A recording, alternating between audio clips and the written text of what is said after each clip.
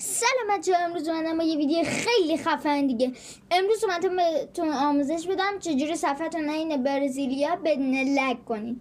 خب برای این کار نیاز به یه برنامه دارید.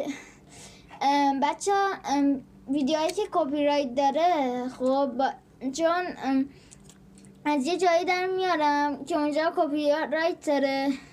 لینک چنل آپارات هم سمت راست میاد، تو دیسکریپشن هم هست.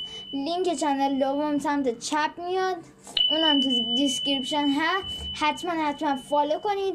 بزنید بریم سراغ تماشای ویدئو.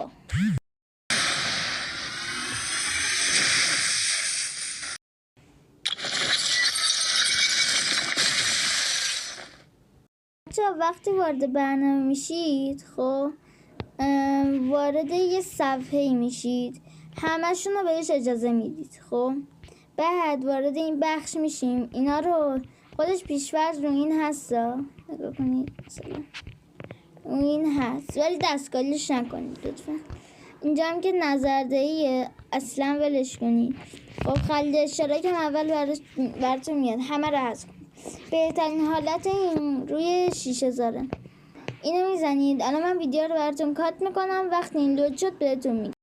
از اول از همه بگم اسم برنامه اینه. 105 مگابایت از گوگل پلی یا از مایکت میتونید دانلود کنید.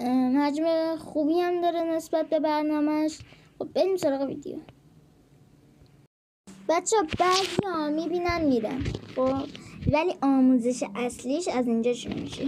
شما نباید وقتی دانلود شد این گزینه‌تون نباید اینو بزنید، این لغو کردنه. خب میایید از برنامه بیرون. خب من چون داره حافظم پر میشه الان نمیتونم کارش انجام بدم. چنل گیم پلی که لینکشو اول ویدیو براتون سمت نمیدونم چپ گذاشتم یه راست یا تو دیسکریپشن میتونید برید ببینید. حتما این ویدیو رو لایک کنید، ساب کنید برای دوستاتون هم اگه خواستید بفرستید. چنل مختلف هم ساب کنید، آپاراتی که دنبال کنید.